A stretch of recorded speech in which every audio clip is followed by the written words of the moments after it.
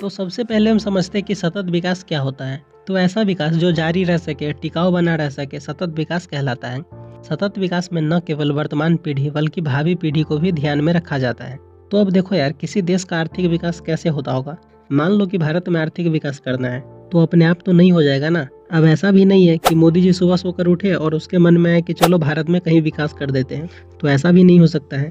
तो आर्थिक विकास होता कैसे है? तो आर्थिक विकास आर्थिक नियोजन के द्वारा होता है। तो अभी आर्थिक नियोजन क्या है? तो राष्ट्र की प्राथमिकताओं के अनुसार देश के संसाधनों का विभिन्न विकासात्मक क्रियाओं में प्रयोग करना है। अगर तुम इसे आसान भाषा में समझना चाहो तो आर्थिक नियोजन का मतलब है कि एक टाइम टेबल के अनुसार देश में बहुत सारे विकास करना। अब देखो यार, अपना देश विकास कर रहा है, ये तो अच्छी बात है, लेकिन टाइम टेबल पर विकास हो रहा है। तो तुम सोचो, भारत में जो विकास हो रहा है उसका टाइम टेबल कौन बनाता होगा? तो भारत में जो आर्थिक विकास का टाइम टेबल है, मतलब कि जो आर्थिक नियोजन है, उसको योजना आयोग बनाता है। अब ये योजना आयोग क्या है? तो भारत में आने वाले 5 वर्षों के लिए आर्थिक विकास की योजना बनाने वाले आयोग को ही योजना आयोग कहते हैं। अगर तुम इसे आसान भाषा में समझो तो योजना आयोग ये पहले तय कर लेता है कि अगले 5 सालों में भारत में कहाँ कहाँ, कब कब और कौन से विकास करने हैं। भारत में योजना आयोग का गठन 15 मार्च 1950 ईस्वी को हुआ था। योजना आयोग का जो अध्यक्ष है वो देश के पदेन प्रधानमंत्री होते हैं।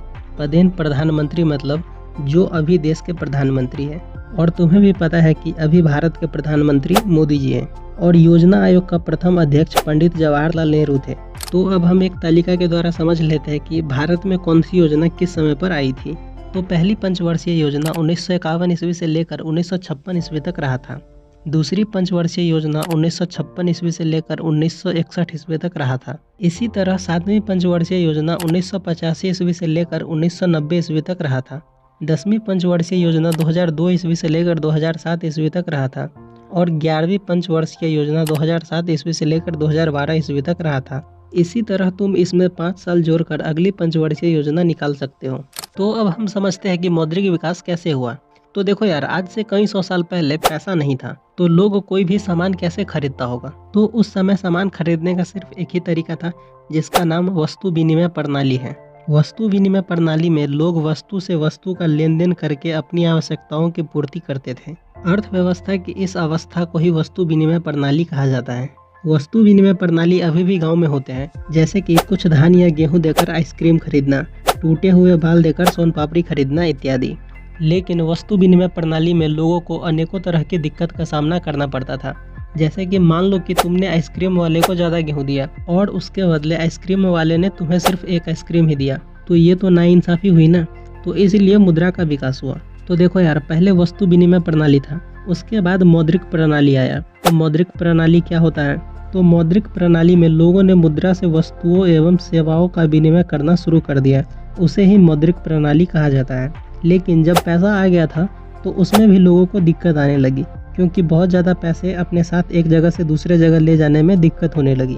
क्योंकि देखो यार, अगर कोई भी इंसान ज़्यादा पैसे अपने साथ लेकर जाता था तो कोई रास्ते में उनसे सारे पैसे छीन लेते थे, और वह अगर पैसा नहीं देता था तो उस इंसान को जान से मार देते थे। इन सब समस्याओं को देखते हुए बैंकिंग प्रणाली आई। तो अब ये बैंकिंग प्रणाली क्या है? तो बैंकिंग प्रणाली में लोग बैंकों के माध्यम से चेक के द्वारा पैसे निकालते थे। इस प्रणाली को ही बैंकिंग प्रणाली कहा जाता है। इसके बाद आया कोर बैंकिंग प्रणाली। तो कोर बैंकिंग प्रणाली में एक संकेत से, मतलब कि अकाउंट नंबर से, एक व्यक्ति के खाते से किसी दूसरे व्यक्ति के खाते में पैसे भेज दिए जाते हैं। इसके बाद आया एटीएम प्रणाली। तो अब ये एटीएम प्रणाली क्या है? तो एटीएम प्रणाली में प्लास्टिक के एक छोटे से कार्ड से, जिस पर सूक्ष्म संकेत होते हैं, उसके आधार पर कहीं भी और किसी समय निर्धारित बैंक के केंद्र से पैसे निकालने की सुविधा है। अब देखो यार, लोगों को एटीएम प्रणाली में भी दिक्कत का सामना करना पड़ रहा था, क्योंकि एटीएम प्रणाली में एक दिक्कत ये थी कि अगर तुम्हारा खाता पंजाब नेशनल बैंक में है तो तुम एटीएम से पैसे सिर्फ पंजाब नेशनल बैंक के ही एटीएम से निकाल सकते हो, किसी और दूसरे बैंक के एटीएम से नहीं। इस समस्या को देखते हुए गवर्नमेंट ने डेबिट कार्ड बनाया। तो अब ये डेबिट कार्ड क्या होता है? तो डेबिट कार्ड बैंक के द्वारा दिया गया एक प्लास्टिक का कार्ड है, जिसके द्वारा बैंक में जमा किए गए पैसों को किसी एटीएम मशीन के द्वारा निकाल सकते हैं। और जो डेबिट कार्ड है उससे तुम किसी भी बैंक के एटीएम से पैसे निकाल सकते हो। उसके बाद आया क्रेडिट कार्ड। तो क्रेडिट कार्ड भी बैंक के द्वारा जारी किया गया एक प्लास्टिक का कार्ड है, जिसके द्वारा किसी भी एटीएम से पैसे भी निकाल सकते हैं और बैंक से लोन भी ले सकते हैं। और इन सब के बाद आया ऑनलाइन सिस्टम, जैसे कि पेटीएम, फोन पे, गूगल पे इत्यादि। इन सब से भी तुम किसी जगह और कभी भी पैसों का लेन देन कर सकते हो। तो अब हम समझते हैं कि राष्ट्रीय आय क्या होता है। तो किसी देश में एक वर्ष की अवधि में उत्पादित सभी वस्तुओं एवं सेवाओं के मौद्रिक मूल्य के योग को राष्ट्रीय आय कहा जाता है। अगर आसान भाषा में समझो तो कोई भी देश एक साल में जितना पैसा कमाती है वही राष्ट्रीय आय है। और जिस देश का राष्ट्रीय आय अधिक होता है वह विकसित देश कहलाता है, और जिस देश का राष्ट्रीय आय कम होता है वह अविकसित देश कहलाता है। तो अब हम समझते हैं कि प्रति व्यक्ति आय क्या होता है। तो राष्ट्रीय आय को देश की कुल जनसंख्या से भाग देने पर जो भागफल आता है वही प्रति व्यक्ति आय कहलाता है। और इसका जो सूत्र है वो है प्रति व्यक्ति आय बराबर राष्ट्रीय आय बटा देश की कुल जनसंख्या। तो अब हम समझ लेते हैं मानव विकास सूचकांक को। तो यह सूचकांक संयुक्त राष्ट्र विकास कार्यक्रम द्वारा महबूब उल हक के निर्देशन में तैयार की गई पहली मानव विकास रिपोर्ट है, जिसमें कहा गया है कि लोगों की शैक्षिक स्तर, मतलब कि कहाँ के लोग कितने पढ़े लिखे हैं, उनकी स्वास्थ्य स्थिति, मतलब कि कहाँ के लोग कितने स्वस्थ हैं, और उनकी प्रति व्यक्ति आय, मतलब कि कहाँ के लोगों के पास कितना पैसा है।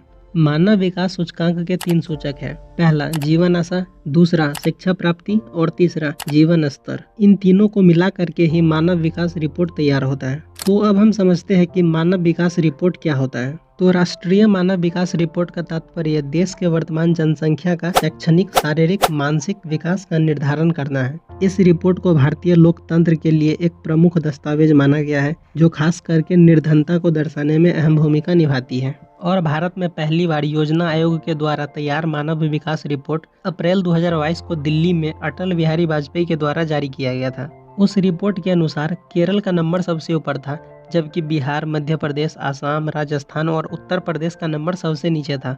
इसीलिए इन 5 राज्यों को बीमारू राज्य घोषित किया गया था। तो अब हम समझते हैं कि आधारिक संरचना क्या होता है।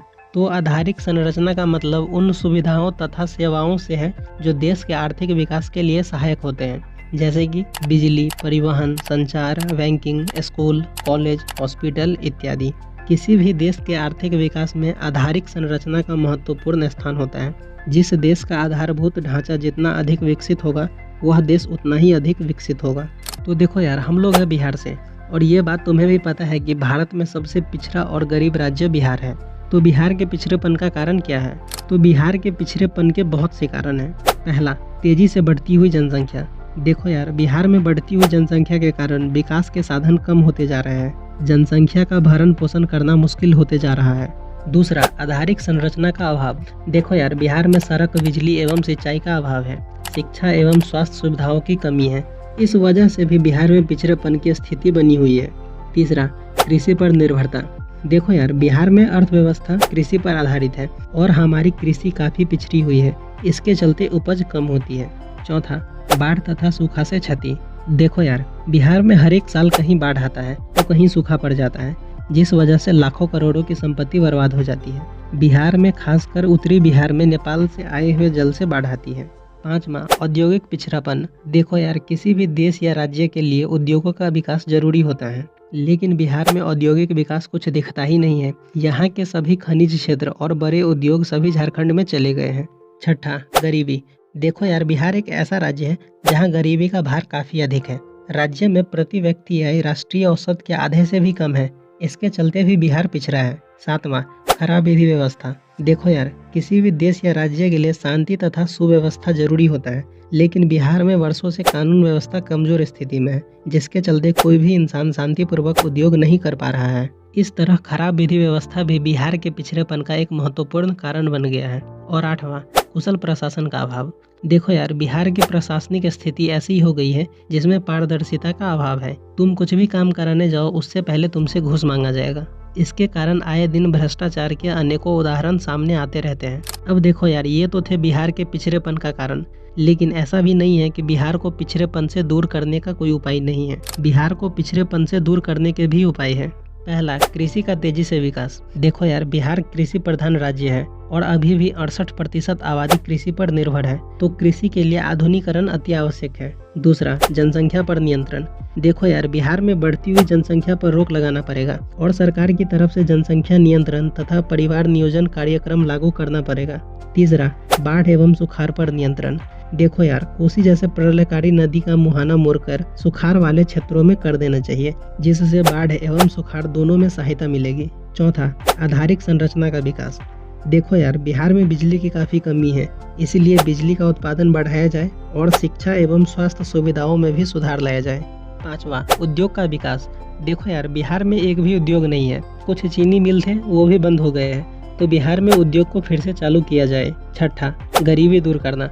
देखो यार, बिहार में गरीबी का सबसे अधिक प्रभाव है, सभी गरीबों के लिए रोजगार की व्यवस्था की जाए या बिजनेस करने के लिए बढ़ावा दिया जाए। सातवां, शांति व्यवस्था की स्थापना। देखो यार, बिहार में शांति का माहौल कायम करना होगा, जिससे व्यापारियों को कोई भी दिक्कत ना हो, और ऐसा करने से आर्थिक विकास की गति को भी तेज किया जा सकता है।